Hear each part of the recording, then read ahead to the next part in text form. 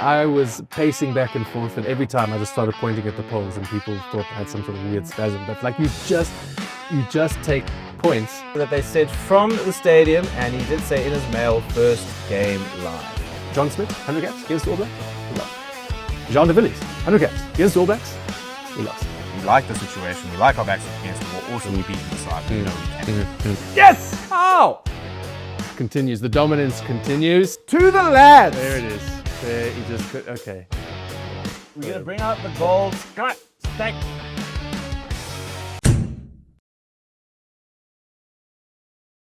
Right, Wes. It's a bit somber, isn't it, Steve? Yeah, look, no rugby this weekend, unfortunately. So Yeah, no need to really report welcome back on. back to, what does Peter Murray do? We'll do a gardening podcast here. Perfect. Perfect. For nice weather in Joburg. Very Summer's around the corner. Yeah. How's Cape Town? Let's stick on the positives. Yeah, no, Cape Town was lacquer. The weather, the mountain there, that old faith. Hasn't moved. No, Oh, no, still which is there. nice. No, consistent, Yeah. never lets you down. Like, you can always go to it. So it was great until it wasn't. Yeah, well, somber times for Bok fans. I think we've all had to be a bit quiet. I've had a brutal few days in the trenches with a lot of abuse after hyping up the Boks and then coming short on Saturday. So I suppose, at the end of the day, heavy is the crown. It's true. 12 tests in a row, you're going to have to lose a game somewhere. And just like that, number 1 to number 2. Yeah, there we go. I mean, world rankings. If you guys follow the world rankings, the Boks are officially the second best side in the world. Doesn't matter that they won the World Cup. Doesn't matter that I think they've lost 4 games since winning the World Cup. No. It doesn't matter that they won 12 tests in a row. No. Doesn't matter that it was within the last calendar year, we've beaten every single one of the top 10 sides in the world. No. We are number 2. Yeah, sounds about right. That's how I feel today. I feel like number 2 today. Yeah, in fairness, yeah. So maybe it's more vibe-based system as well, here actual we go. maths. It's just kind of the vibes. Yeah, Gianni Infantino. Today, I feel number 2. But yeah, Wes, not a great weekend of rugby, but not the nice thing about tours like this. We go again. I think that's the main thing. We are resilient as Bok fans. We had to be. At the end of the day, we got through 2017. I'm actually busy watching All Blacks or nothing All Blacks, and one of the episodes was the 57-0, where people were burning their jersey. So there have been darker days. There have been darker days, quite literally, because I think we were going through load shedding at the time as well. And the smoke in the air from the jersey So you know what? The fires, lights are on here. We've got a light shows on. That was great. Rugby's great rivalry. We go again, but we're gonna have to unfortunately review this. So let's get into the breakdown and see where it went wrong. Where did it go wrong? So you know what? I don't know what we could say that hasn't been said already. I'm sure you've seen. I mean, it's been from that final whistle, it was plastered everywhere. Everyone had thoughts immediately, even during the game. I'd say before the final whistle. Yeah. You've got to start, I think, with players on the field, right? Ultimately, they're the ones on the field, and we have a look there. I mean, Steve, was there anyone in particular where you thought they just didn't show up? Well, I think our biggest problem is the bomb squads was a dud. You've thrown a grenade out there and it just hasn't gone off. Yeah. Because we didn't kick on. I think the only thing I will say is we mustn't be revisionist about the game and pretend that from 0 to 80 we weren't playing well. No. I think that's because there's been an interesting reaction because now we've got a team today and it's a very similar 15 apart from 3 changes, 2 injury enforced. 4 changes actually, 1 pending Siaklis' fitness. And everyone's going, so we've gone with the same team that lost. But that same team for a good half an hour were all over the All Blacks from a pressure point of view. Yeah. I mean, from minute about 15 to 20 through to about 55, it was relentless. Yeah. And then one scrum and off we go. No, it's true. And I think probably the most consistent thing that's been said is about not taking opportunities, chances. I know you did a good analysis. Test match, you take the points there. I was pacing back and forth, and every time I just started pointing at the poles, and people thought I had some sort of weird spasm. But like, you just take points. So that was frustrating. I think personally for me, you never like to look at individuals, but look, we praise individuals when they do well. I think we call them out, not to bring them down. They will be their own harshest critics, but I think personally, Sacha, I didn't think showed up on the day, especially concerning after the Argentina performance where he wasn't quite himself. Maybe the coaching team were hoping that he was just going to find his flow in that game. But yeah, for me, I think it was just a bit of a loss there, 10. Yeah, I think, again, I think we are quite alarmist as Bok fans, because he had struggled against Argentina, where I felt he was trying to overdo it a bit. And I think on Saturday, it was just uncharacteristically sloppy. A couple of drops, a couple of just not quite managing to sort of find the Sacha flair. And lots of people have been going quite heavy on him. And what I will say is 22 tests at 24 years old. Yesterday is the first time the Boks have lost. Sunday. Where are we now? Saturday was the first time the Boks have lost when he started at 10. So it's interesting when everyone's talked about not good enough, overrated. And No, it's no, the no. first time we've not actually gone over the line when he has started with that number 10 on his back. No, and I think it's a very fair point, and we need to be careful to not be alarmist. But I think, you know, he will know as well that it wasn't his best day, and people have bad days. We all have our bad days. Players will have their bad days. It was unfortunate that it just happened when it did, and that's then actually maybe leads me to the next point. So as I said, we start with the players on the field, then you've got to go one level up to the coaching team. We've been praised and we've been lauding about our depth, you know, the number of combinations, the number of players, this, that, the next. But has that actually worked against us slightly? When you've got so many combinations, we didn't know our starting team, or we thought we did, but our starting team hadn't played together consistently or relatively. So we did look like a team that was struggling to gel, wasn't quite reading each other or the plays or whatnot. Yes, we had injuries, so sure. Kirtley going off early, throwing in Andre early, you know, having to reshuffle. Jesse obviously out, you know, he's very comfortable at 13. It just didn't quite click. So is it now a coaching team and a management thing? Well, I think that Andrassi's had to hold up his hand and say, you know, we got it wrong. I think he basically said, I got it wrong. Because I think that, you know, moving Jesse to the wing, Jesse can play at the wing. I don't think we doubt his ability to be able to. He's not going to be a better than Kirtley Arendse, but I think everything that you gain and everything you get with Jesse is his defense at 13 and the way he marshals the defense and he's calling it and he's making the reads. And now we've got to put him as far away from the action as possible. And I think that when we made the switch, we didn't necessarily see that. And I mean, we saw in Alday McKenzie and Ruben Luss just slice straight through us. Thankfully, we have the GOAT and Davian Willemse, who must have the most ridiculous highlight reel of saving moments ever. But yeah, I think that is the problem, is we can talk about our depth, but I think we have gotten it wrong in terms of the rhythm to be able to get up to this point. I do think that the calendar has played against us to a certain degree, because even if we had played the same team 3 games in a row in the Nations Championship, there was still going to be a month break, over a month break from the last game against Wales, which, of course, spade a spade. Wales was not much of a thing, and this test, and then we left this team behind. And I think that'll be the question mark. Should this team have gone to Argentina and gotten a run out? Because we did leave everyone behind, bar Sacha coming back from injury, Eben coming back from injury, and some of the props. Sia coming back from injury and then got injured. Yeah, no, it's a fair point. And hindsight, always 2020, right? But I think that probably would have been the right move. Like, use the Nation Championships potentially for the depth, you know, tease some guys out, get some combinations, really cement those things.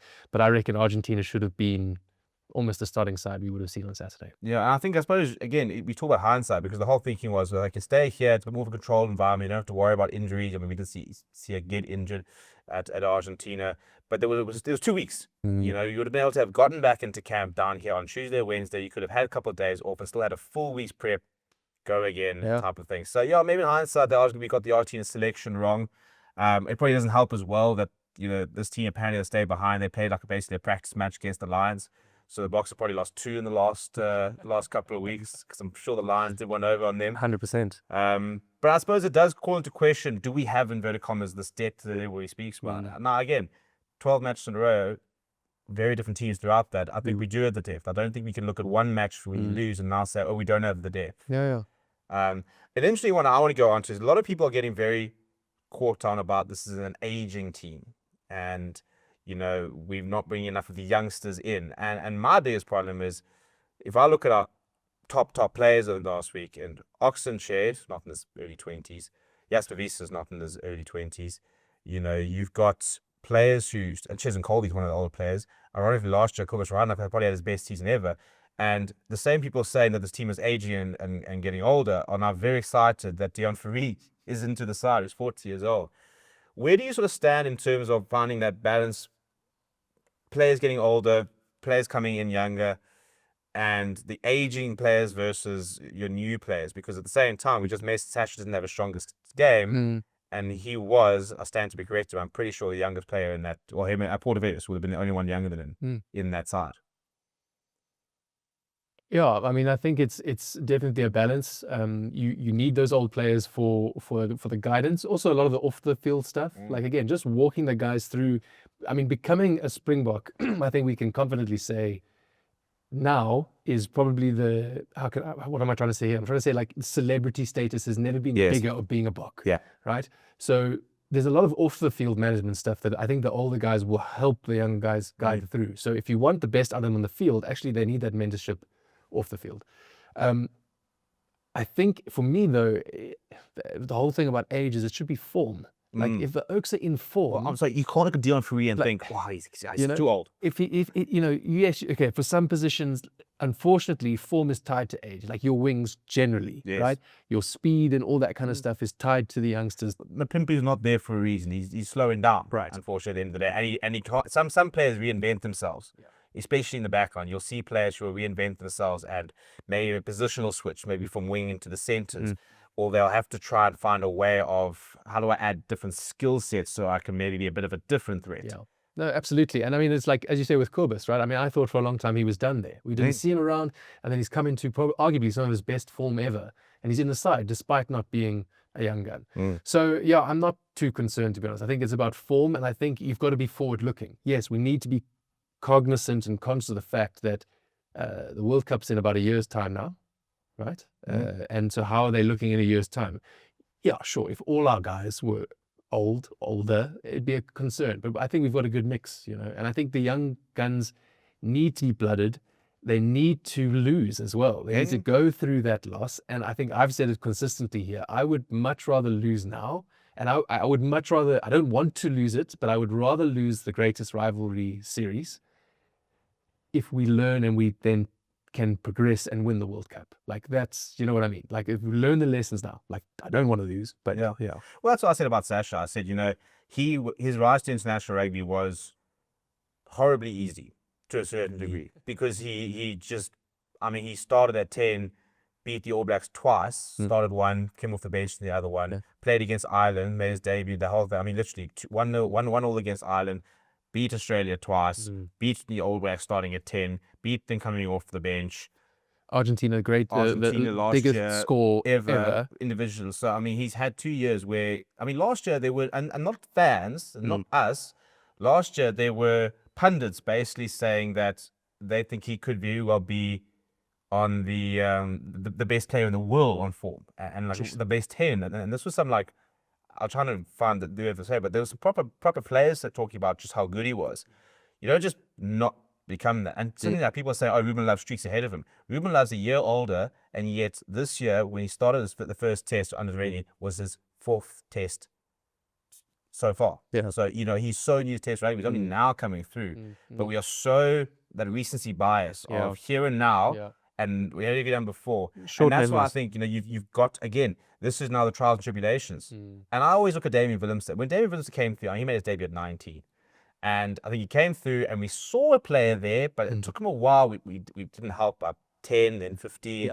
But we didn't quite always see the best of Damian to a certain degree. And then kind of, I felt like 22, 23, or 22, we suddenly saw, oh, hang on, there's the Damian. So I'm hoping, again, as you said, this loss teaches a lot of the players a lot of info. I mean, look, a lot of these guys have been there before, so they know how to deal with this and to get back on the horse. But this is going to be really good for Paul de Villiers, for Sacha, you know, and for players now coming into the side, even this weekend. You know, if you look at a Moore van der Berg on the bench, Cameron Hanekom now on the bench, you know, now it's right, guys, you're up against the wall here. You guys are going to go on this weekend. If you can't affect that game, we lose the opportunity to win the series. We might not lose the series. But we certainly, if we lose this weekend, we can't win it.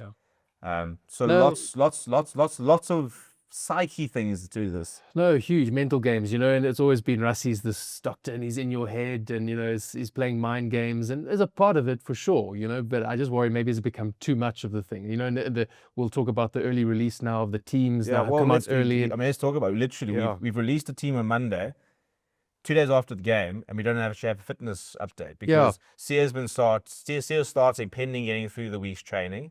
Now, if you announced the team on Wednesday, for example, you would have had 3 days worth of training. Thursday's your off day, so by then you'd know where he is. Cheslin Kolbe's not been announced in the side, but they've said if he is fit and okay, then he'll come in the side. So why is there not a slash there, like an Ethan Hooker slash? Or why don't we wait till Wednesday? Or? Literally, and Rusty say, because we talk about it in the play. I don't get it. I understand that there were leaks at one stage. But just release it a bit later in the week because I don't know what he always says it's not really mind games. I think there is a mind games aspect to this because I think you do prepare very differently for Siya Kolisi versus Paul de Villiers. Yeah, sure. You prepare very differently for Ethan Hooker versus Cheslin Kolbe. Yeah. It's just a weird one to have a team announcement so early when you literally don't know the fitness of players. No, I can't understand it, and I think just going back to I said, was it in Argentina where we're almost lost, and I said, well, we only lose if we don't learn, and then I start to wonder, well, did we learn from Argentina? And maybe not, and look, we lost. Because it's the same problem. It was Argentina, we had the pressure, and then I said at one stage I felt like, we're so comfortable, and now I looked at the scoreboard saying, hang on, actually, if they score here, this game is not as done, but it felt because we were exerting pressure that we were very comfortable, and I felt the same way almost at half time. I was like, it felt so comfortable. It feels like we're on top. Like, you went into half time going, but we were dominating them. And you look at the scoreboard and think, hang on, there's only 1 point in this. Was it Peter de Villiers who spoke about turning pressure into points? That's the only thing that matters. Yes, you've got to create that pressure. You've got to be good enough to create it. But also some uncharacteristic, errors from some of the stalwarts. I mean, we saw, how many line-out maul tries has Malcolm Marx scored in his career? He's one of the top try scorers of all time for the Boks. And for him to knock it over the line. And there were a few other moments where they were just your key guys, lineouts lost in key places, those unforced errors. I think at the end of the day, I think we got outfought, which is maybe a bit of a worry. The fact that they did the strip tackle, Geordie Barry had an all-timer. Yeah. But they tactically found ways to exploit us. And that's why I'm interested to see, to a certain degree, I'm sure we'll go back to basics this weekend, but how do we respond in terms of, well, listen, we've been tactically outclassed to a certain degree because they found a way to deal with what we had to do, and they found ways that we weren't expecting. So there was a bit of a shock factor. Now, do we basically stick to our game plan this weekend, or do we now suddenly say, well, maybe we'll try and release a couple of tricks, which we'll only know come this weekend? But we need to go into the depths of who to blame. We need to play the blame game. Absolutely. And that is going to be the more topic. Who is to blame for this loss? Stay right here for them all. And you apparently have got... I've got a long list. A long list of people whose fault it is 100% that we lost. I'd like to go through systematically, in no particular order. Yeah. I'd like your thoughts, and we'd obviously all really like your thoughts, so get stuck in. Who do you think is to blame? Yeah. And, point the fingers. Point the fingers. That's what we want. We want finger pointing. Yeah. I mean, the first is potentially our friend Jordan, who we mentioned last week. Yep. I think that's just bad juju, Jordan. Yeah. I mean, he was there with the All Blacks. I mean, did you celebrate? I mean, that's true. So that's just there. It's a bit of a, Jordan, it just feels wrong. But I mean, again, I must say, props, Jordan, to you for getting that tattoo. I don't think... See, I will never get a tattoo so that I can always use that as the excuse to never go down that route. Because I could just say, no, I just don't have any. Because you can never have tattoos and then be like, no, I'm not going to do like this. Anyway, so Jordan's on the list, right? He's there as to who to blame for the Boks loss. There's another one. It's a bit of a story, so stick with me. We're down in Cape Town, as you said, which is lovely. We got invited to a friend's house. We being you and myself and the missus, right? Yeah, so we get invited with friend's house. We don't know these people. We invite them to their home. They've kindly provided drinks and food for us, and the game is on. And before the game starts, they ask us to do score predictions, right? She did not. And so we do score predictions. Everyone's going around predicting, okay, Boks to win by this. There was quite a close game. It was, I had quite a largest margin. Did you stick to the prediction that you gave here? I did. No, I stuck with it. People, I said, maybe high scoring. And I gave the book to my partner. For context, she's British. And she predicted the All Blacks to win. and she almost got their winning score. I think, what did they win by? Was it 33? She said 32. She's 32-30 to the All Blacks, but that was the black mark in the book. And I think she's partially to blame for sure. Yeah, we're gonna have to almost do a Game of Thrones with the bell. Shame. We'll have to we'll do a live Maul of Shame and hang her on the board. Because have a walk through the studio. Correct. You know, she kept saying, well, you know, she was correct, which just made everyone even more. Sounds like someone who's still sour about 2019. Yeah. Just... so that's the second. Yeah. So we've got Jordan, my partner. Damien Dialendi might be to blame. And for those of you a bit confused, there is the 100th cap curse on the Springboks. So Percy Montgomery against the All Blacks, 100 cap, we lost. Yep. John Smith, 100 caps against the All Blacks, we lost. Jean de Villiers, 100 caps against the All Blacks, we lost. Damien Dialendi. Doesn't bode well that pieter-steph du Toit is making his 100th appearance this weekend against the All Blacks. So Pieter-Steph, if you ever needed more pressure on you, break the curse. Because break the curse or sleep late on Saturday. Yeah, have some dodgy fish or something. Yeah. Well, I mean, I suppose there's everyone who's somebody who's going to break the curse. It's got to be Pieter-Steph. Yeah. Okay, so that's number 3. So there was 3, and there was a 4th. I can't remember the 4th now. Do you have anyone that you want to point the finger at? Well, I've had the finger pointed at me. That's who was for. Which was very, I thought very unfair because I went through a very emotional day on Saturday. But yes, it was the big 3-0 for me. And that must have been the saddest happy birthday song. No, it was. Because you're also I'm a Man United supporter, and they lost 2-0 to Hull. And then I sat on my birthday commentating the box losing.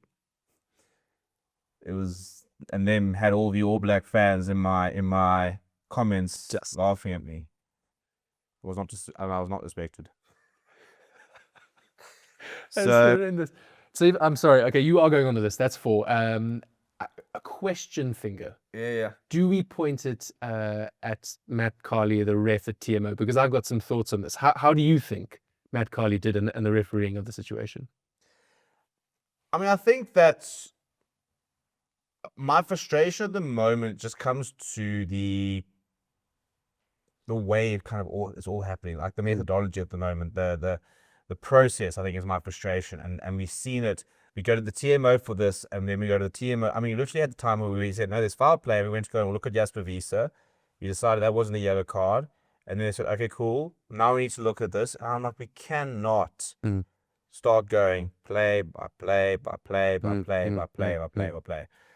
So I think the scrums, are always a bit of a gamble, to be honest. I mean, even Junior Villiers today was basically saying that he didn't really see a different picture from when we won that scrum penalty to when we lost the scrum penalty, he says, but that's kind of where it is. I mean, I've definitely seen worse games. I think my frustration at the moment just comes with the process at the moment. I just think that the TMO is supposed to be a referee's aid, not an extra referee. And now we're just bouncing between, I make my decision, then you make this decision, then I make the decision, then you make the decision for me, and I don't make the decision, and I'm going to get involved here, and he's not going to get involved here. It's very, very messy. No, it is. And I mean, to be fair, I thought Matt Carley actually did quite well. One, managing the game. I thought he was very good with the players, and there was some people that came up to me, he was like, you're not the captain, off you go, this is this. So I thought like game management was quite good. TMO involvement I thought was limited, and I think there were, again, people I was watching with were screaming for TMOs. That was a forward pass, I think was a Geordie Barron cross to the wing where they ended up scoring the one try. And it didn't get involved. And again, I was actually happy with that limited TMO because we've been complaining for so long that the TMO is getting involved in everything and slowing the play down and this, that, the next. And so I thought we cannot look and blame. It's the one thing I think we can't. I mean, we're South African, we can. We'll find a way. We'll find a way, but we shouldn't because actually I thought it was quite good. But there are potentially 2 South Africans I'd like to point the finger at. Okay. And these are very controversial. Right. Because they're 2 very big South Africans as well. So Eben and pieter-steph du Toit. 2 separate reasons. Massive. Arguably the largest. 150 tests between, 250 tests between them. Yeah. So first one is, I felt like we were getting into the 22, exerting all that pressure. The All Blacks were giving away several penalties quite quickly after one another and in key positions. Now, I didn't see it because maybe it wasn't the camera angle. So pieter-steph, maybe you did do it, and apologies. You can beat up Stephen on, instead of me. But Sure, I feel about this. was he going to the ref and saying, we're in a red zone area here? There's been a few penalties together. I felt a card should have come way earlier. We were hoping, I think, in that final scrum to milk the card because it was like it had to come. 100%. But I personally felt like I'd seen cards being given sooner. Maybe Matthew Carley wasn't wanting to give a card, maybe not to keep people on the field, so it's a fair contest. But I just wonder from pieter-steph, was he going to the ref and just in the ref's ear, just saying, hey, there's been a few rapid ones? I said that. I said if CA plays this weekend, the biggest thing we get back is the leadership point of view and the ref rapport and being over there. And I think pieter-steph has always been such an incredibly phenomenal player. He's quiet and reserved, and I don't doubt the team already around him. But yeah, I do think a big learning for him at the moment is the communication with the ref. In many ways, as well, I've been quite impressed when Jesse Creel's had a couple of opportunities on field to communicate, is that he is quite. Even actually after him having a conversation with the touch judge during the game, saying X, Y, Z, X, Y, Z. So that's one. That's pieter-steph's toy, bold, So then the next finger at Eben, and it's a shaky finger. That final scrum, the pressure was on. It was go. The All Blacks were gassed. Let's get the scrum, and he had to change his boots, and that just gave 5 minutes to settle, breathe, reset, talk. The pressure almost relieved itself, which I think was a mistake. And I think had we gone for it and we just scrummed, I think it would have been a different outcome there, as opposed to giving them a chance to reset. Okay, so either at Eben or at Adidas if we want to try, and if it comes to us, but maybe just blame the booze. That's true. That's fair. You see, smart. Think smart, not try. You're a scapegoat. Well, I can't have pieter-steph and even coming at me. No, because you are in the press room with them sometimes and stuff. I am, and they are large. And anyway, those are I think I'm out of fingers to point, Steve. Well, there we go. So Wes has got a list. Feel free to add to the list and maybe even rank the list. Firstly, I'm pointing fingers at the person who predicted the All Black score. But that's just me. That's just me.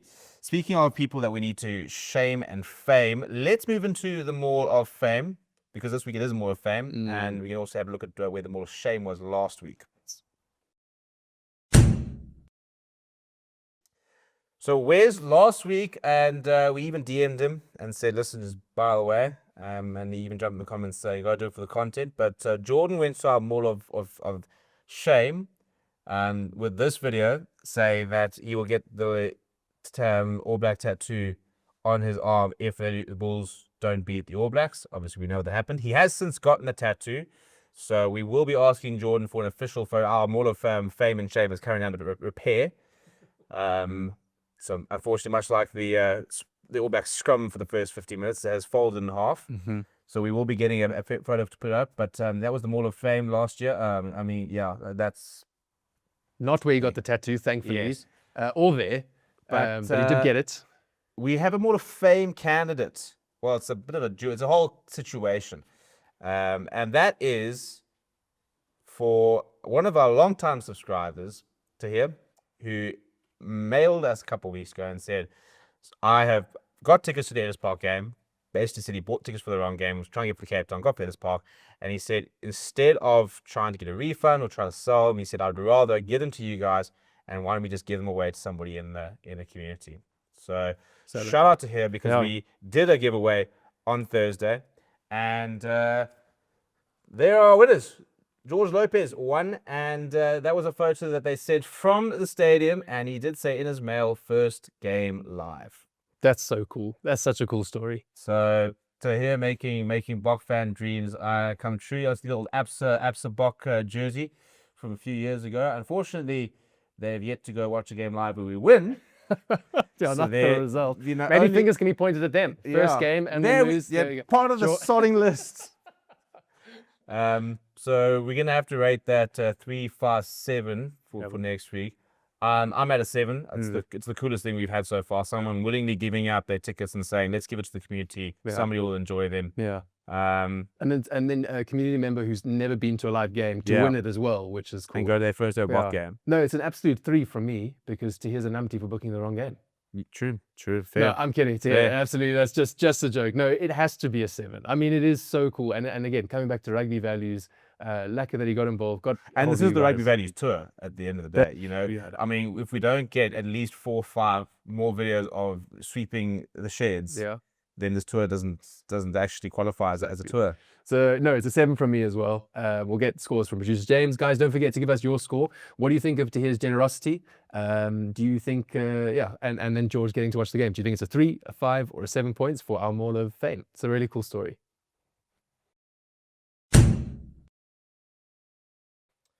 Right, Wes, it is time for a bit of try a lie. Some controversy. Try a lie. Who's getting eaten on an island this time, Steve? Still me. Still you. Okay. Still you. That's good to know. So, producer James, for those of you who don't know, welcome to Try a Lie. It is a true or false, yes, no situation. Producer James will give us some statements. If we agree with him, we go with a try. If we disagree with him, we go with a lie. By the way, we will be at the game tomorrow, which I suppose would be yesterday for when this comes out. But we'll keep an eye out for us at the game so we can get some Try a Lie in there as well. I might just throw one at Rusty and say, Rusty, where are we at with this tour? Try a lie. No, hold his feet to the fire, Steve. That's real journalism there. Yeah, well, you know what? We come here for we ask the real questions here. Yeah. That's forever sports. We ask the real questions. Yeah, no, we do. Right, but just Jazzy, kick us off here. What have we got? Speaking of real questions. Yeah. Okay, we've got the first test has already decided the psychological winner of the 4-match Springbok All Black series. No, I've gone straight lie. Yeah. Steve's gone lie as well. I think these guys are professionals. Again, most of them would have been through some of the sheds before, tough positions. Well, I think that is exactly it. I think the fact that this sounds very scapegoaty. I think if we had won the first test, I think it would have been immensely a much bigger thing. Because I think the All Blacks, you've been hyped up and think, oh guys, we can do this. And then if you lose a first test, you kind of sitting there going, sure, we're back on our losing streak. We've only beaten the Box once the last 6 games. Good. To now go win 3 games in a row. The Box, at least, for example, will sit there saying, we like the situation, we like our backs up against the wall, also we're beating the side, we know we can. Yeah, with you. So that's me coping. Which sort of brings it to the second one, which is home ground advantage matters more in rugby than in any other major team sport. We've both gone lie again. Yeah, I'm gonna lie. I think it matters. I mean, if you think about football, all the team sports, cricket. Yeah, I was going to go sort of back to cricket, Yeah. where your conditions really Yes. start to determine exactly how it goes. I'm trying to think of other sports where it can be that big. Look, I mean, I think it does make a big difference, but also I think the fact that the All Blacks have been here for basically a month probably has nullified a bit of the home ground advantage. Yeah. Also, Rassie told us not to boo during the All Blacks. All right, people to blame. You know, we decided, the Ellis Park side, to respect the haka, and now we're losing games. So we have to go back. We have to talk about that at some stage. We will. So we agree with we've gone with the same one so far. Sure. Okay. Then I've got some trivia. Oh no. We know my tactic for this. Yeah. South Africa won the very first official test match played against New Zealand in 1921. Where's you can go first? Okay. Well, okay. For those of you unaware, my tactic is normally just to go the opposite of Steve in this.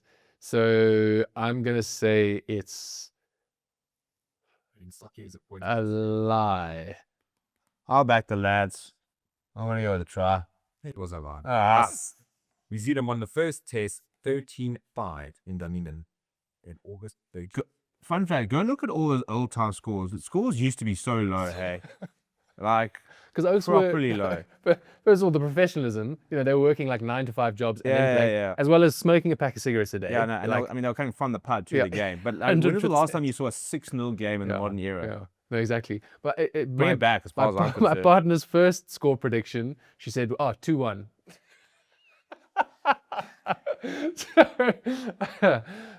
Which she assured me she was joking. But I had to double check. Are we on the fence there? We will have to see.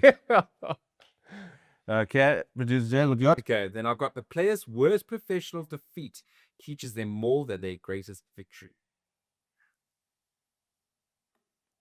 I think it's all about the manner. I'm going try. Steve's gone with a try. Defeats. Yeah, you lose more. You learn more when you lose. Yeah, well, I'm going to say 57-0 in 2017, and since then, back-to-back World Cups, a British and Irish Lions series. Soon to be a 3-1 greatest rivalry series. Still coping? Lots of coping going on, yeah. Good. Okay, And then finally, I've got Steve would fake an injury first to escape a brutal fitness session. You need to finish it. Yeah. Be honest. Fake an injury. Well, lie actually. It depends. Was it a scheduled fitness session? Like, was I made aware of it beforehand? Because then you have to be there to fake an injury. No, I think you definitely. And this, especially my current form, 100%. Both gone try. That hamstring's a bit dodgy at the best of times. Well, there we go. Try lie. Give us some of your questions or what you said with those questions. Obviously not the trivia. Congratulations, well done. But keep an eye out because we're going to be on the ground doing some trial lie with some of the fans across the URC and the likes of that. Which means that we've got one last thing to do, Wes, and that's to start putting the proverbial cock on the block and make some predictions on the next phase. Well, I mean, yeah, let's see. Right, welcome back to the next phase. Proudly brought to you by MyPicks. If you have not, go on to mypicks.app, get your score predictions in, try and predict Rusty's team, rate the players, and get live stats, live breakdowns. The works on mypicks.app. They power the next phase, which is all about us predicting scores and some other predictions, the likes of that. We've got a running tally over here. Steve has currently got Borky after a not a strong performance in the it was week 2 really, which went down, and this is going to be a bit of a make or break next few days for me. But we need to get our scores done for the first Bok game, and we're going to actually also have to announce that we will no longer be having one of our friends of the pods on the pod. But let's get into some of the scores. We'll start with myself. Producer James. 2. That's Blue. 2 in blue. 2 in blue. So you're not the worst. Yeah. Which has me very nervous. And Wes? 3 in blue. Yes! Oh! Continues. The dominance continues. 2, I said. Oh, 2. Oh, I heard a 3. I also heard 3. Play the. It is 3. It is 3. Producer You've James been drinking again. Producer James has lost the plot. Right, Producer James? Yeah, I don't talk about Producer James? 1. Is that it? Is that in red, surely? Yeah. There it is. Well, we're going to get Borky now transferred shortly. Oh, you're making such good strides there. Our guest ranking, he's getting a red. Got Ronaldo in. He's getting a red card. That's A 1, producer. I don't know if we ever had a 1. Yep, that's appropriate. Yeah. Ronaldo. Well, he's our guest, but also Ronaldo's no longer a friend of the pod. That would be a green 4. Oh, 4. For, by the way, predicting an All Black victory. So another finger to point. Yeah, correct. You didn't predict it very well. No, didn't get the score very right. You also predicted we're going to get a yellow card in the 17th minute. So, and then our community, who were kicking our asses, but I think we're a little bit overambitious this week. In blue 2. Okay, Right. made up some ground. Not much, but Which therefore means in total, oh boy, here comes the mathlet. we have got Steve with 14. Yeah. We have got Wes, who is sitting on 90. Yes, sir. So is that green or? I think it's still blue. Is it? No, it's not. No, it's not. Oh, you are drunk. It is 19. Producer James is on 16. This is why you come to the match show to watch us do maths. Literally. Not lining this up very well. Guest Yeah, is but 14 there. guest is, I guess, the guest is struggling over here. So they're 14. You say that, it's the same score as you, Steve. So. Yeah, I know, but they predicted an All Blacks victory and they still haven't true. beaten me. Fair And now the community's still ahead. Mad community is still leading there. At 23. Whoa, So streaks ahead. looking a bit sketchy, yeah. But it's fine because you've got a make or break coming up this week. Yeah. So they continue with the Rusty approval. Mm-hmm. And right, well, we've got 2 games to get through here. First up, we have got the Lions up against the All Black touring side, Ellis Park. Not a bad Lions side either. No. What have we got for a score prediction from you? Right. I don't think they're winning. Sorry. All right. So I do think the All Blacks are going to take it. I think that it'll be quite a big score. I'm going to go the All Blacks 43 and the Lions 17. Right, 43 points to 17. Steve is locking in 36 points to 30.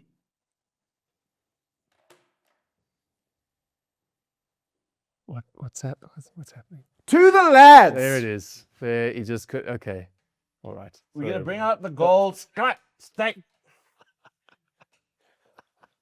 We're going to bring out the gold jersey. And this is going to replace it with Rugby's Greatest Rivalry Champions. Yep.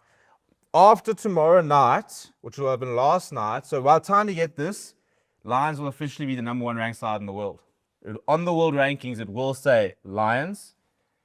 Bet 10 lines. 10 bet lines. 10 bet 10 Lions. bet lines. I don't know if that's enough points to lock the All Blacks back down to 3 or 2nd, but regardless, up the lads. To lose. 36 points. I said I was going to have to back them. You did. I've seen the team. You did. I chatted them today, feeling confident. Yeah. Producer James did the predictions as well as the community and a guest. Now, the big one. After the All Blacks lose to the Lions, what's going to happen this weekend? In fairness, you get mine first, so I'll go with, I'm going wet conditions, 20 points to 14. Oh, a bit of a low. I mean, it's crazy to think of a low score, that being low score, Yeah. right? And a bit close. Yeah, I think that sounds very, very good. I'm up there with you, Steve. I'm going to go slightly higher, though.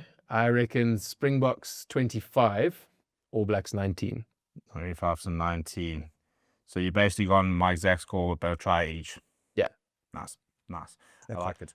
Right, we'll get a score from one of our guests, and we'll get it from one of our New Zealand contingent. And producer Dave will lock in his scores. And you guys need to lock in your scores. At the moment, Rare Sports community, or the MAG community, is winning very strongly over there. Steve needs to come back. Well, it's all going to come down to this Lions game, because if I pull that off... Huge. If Steve does pull that off, so get into the comments. Top comment, right? Most liked comments. We don't look at me. we don't do that here. I don't get tattoos. Yeah, and doesn't have to be a tattoo. Colonoscopy. I don't think I'm actually due for one for a while. Just turned 30, Steve. It all changes from here. No. Changes from here. No, we're all good. So nervous. Yeah, we're not. Boys have been taking names so far. Right. Well, there we go. Get your predictions in. Big shout out to MyPicks for powering the next phase. Welcome, thank you to joining us on another episode of the Mad Show. We will be back next week, Wednesday, every Wednesday, 6 o'clock. After this, hopefully, we'll be talking about another Bok victory.